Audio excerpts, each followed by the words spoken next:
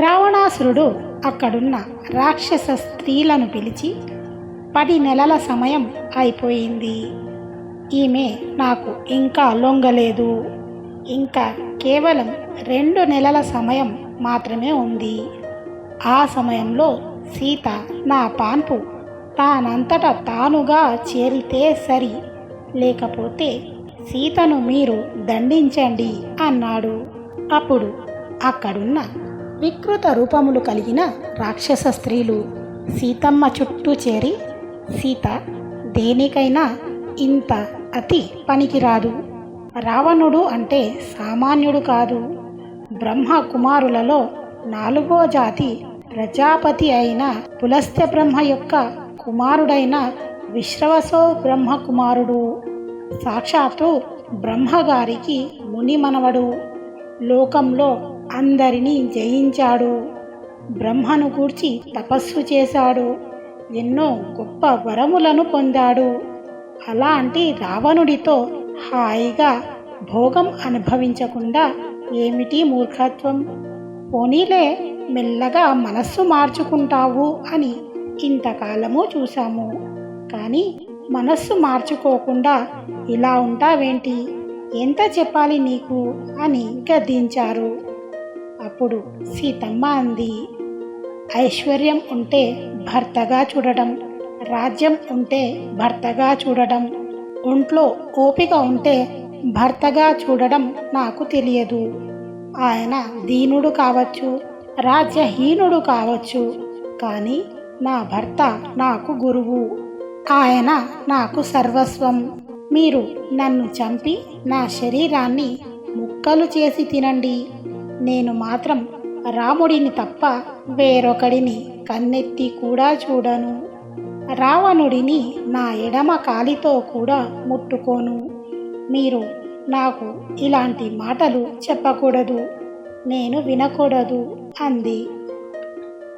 అప్పుడు హరిజట అనే రాక్షస స్త్రీ లేచి, ఈమెను రావణుడు అపహరించి తీసుకొచ్చి ఇక్కడ పెట్టినప్పటి నుంచి నా నోటి వెంట లాలాజలం కారిపోతుంది. ఈమెను ఎప్పుడెప్పుడు తిందామా అని ఎదురు చూస్తున్నాను అంది. ఈ మాటలు విన్న ఏకజట అనే రాక్షస స్త్రీ లేచి, నేను బయటపడితే ఎవరన్నా ఈ విషయం చెప్పేస్తారేమో అని భయపడ్డాను.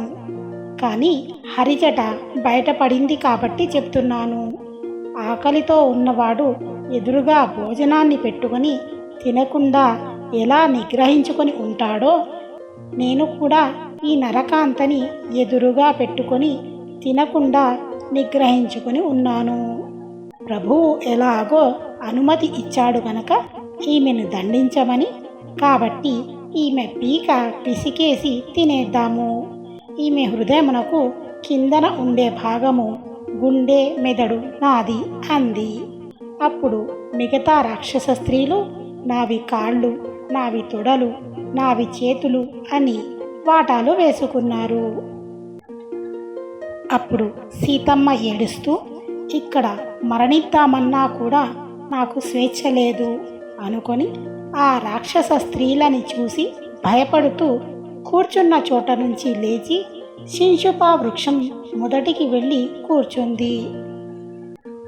అప్పుడు సీతమ్మ, నన్ను 10 నెలల నుండి ఇంత బాధ పెట్టారు కనుక నేను ఎలా ఏడుస్తున్నానో అలా ఈ లంక అంతా ఏడుస్తుంది.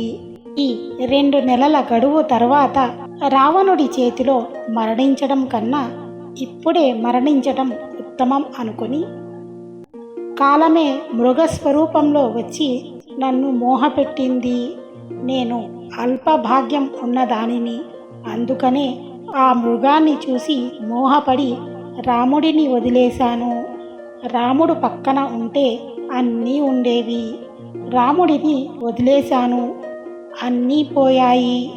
ఇక్కడ పొడుచుకొని చనిపోదామంటే కత్తి ఇచ్చేవాళ్ళు లేరు. విషం తాగి చనిపోదామంటే విషం ఇచ్చేవాళ్ళు లేరు అనుకొని తన జుట్టుతో చెట్టు కొమ్మకి తాడులా బిగించి ఉరి వేసుకొని చనిపోవాలని నిర్ణయించుకుంది.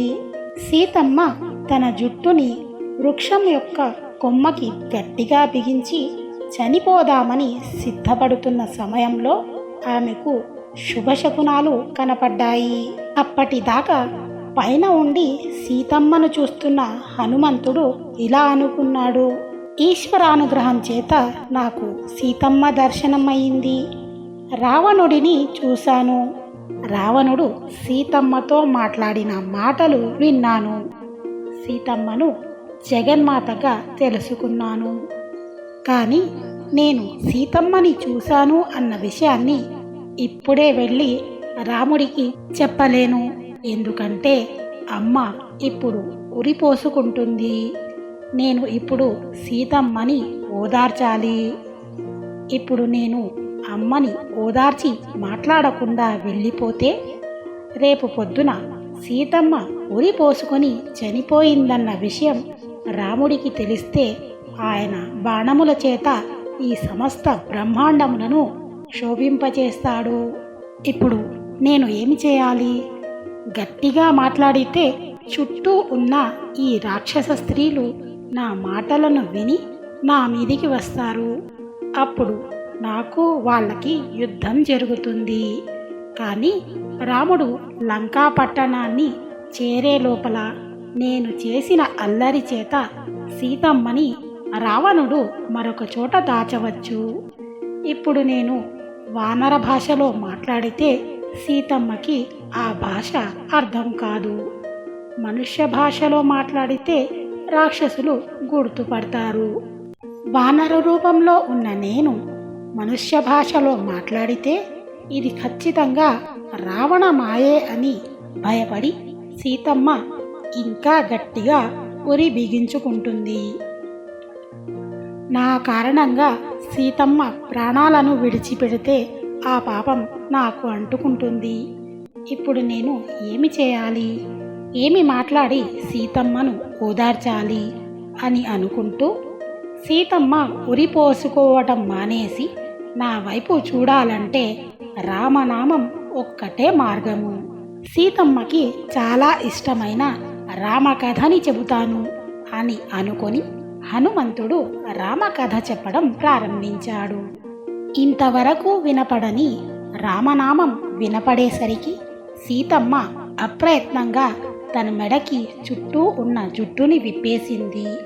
ఆ కథని విన్న ఆనందంలో పరమ సంతోషంగా ఆ వృక్షం వైపు చూసింది. అప్పుడు హనుమంతుడు సీతమ్మకి దగ్గరగా కనపడ్డాడు. అలా ఉన్న హనుమని చూడగానే సీతమ్మ స్పృహ కోల్పోయి నేల మీద పడిపోయింది. తనకి కలలో వానరము కనపడిందనుకొని సీతమ్మ భయపడిపోయింది. అసలు నాకు నిద్ర వస్తే కదా కల రావడానికి, నేను అసలు నిద్రపోలేదు. కాబట్టి ఇదంతా నిరంతరం రాముడిని తలుచుకుంటూ ఉండడం వలన రామకథని విన్నానన్న భ్రాంతికి లోనయ్యాను అనుకుని మళ్ళీ పైకి చూసింది. హనుమంతుడు అక్కడే ఉన్నాడు. అప్పుడు హనుమంతుడు మెల్లగా కిందికి వచ్చి, అమ్మా, నేను రామదూతను, నన్ను నమ్మమ్మా అన్నాడు. సీతమ్మకి నా మీద నమ్మకం కలిగింది అని హనుమంతుడు అనుకుని గబగబా ఆమె దగ్గరికి వెళ్ళాడు. అలా వస్తున్న హనుమని చూసి భయపడి, సీతమ్మ, నువ్వు దుర్మార్గుడవైన రావణుడివి, మళ్ళీ రూపం మార్చుకొని వచ్చావు అంది. కానీ సీతమ్మ మనసులో ఆయనని చూస్తే పుత్రవాత్సల్యం కలిగింది. అందుకని, నాయన, నువ్వు ఎవరివో యథార్థంగా నాకు చెప్పు అంది. అమ్మ, నేను వానరుడిని, రాముడి పలుకున వచ్చిన రామదూతని. రామ నామాంకితమైన ఉంగరాన్ని నీకు తీసుకొచ్చాను. నీకు నమ్మకం కలగడం కోసమని రాముడు దీనిని నాకిచ్చి పంపించాడు. ఈ ఉంగరాన్ని తీసుకున్నాక ఇవాల్టితో నీ కష్టాలన్నీ పోయాయి, నువ్వు ఉపశాంతిని పొందుతావు అన్నాడు హనుమంతుడు. హనుమంతుడి ఇచ్చిన ఆ ఉంగరాన్ని ముట్టుకోగానే సీతమ్మ సిగ్గుపడింది.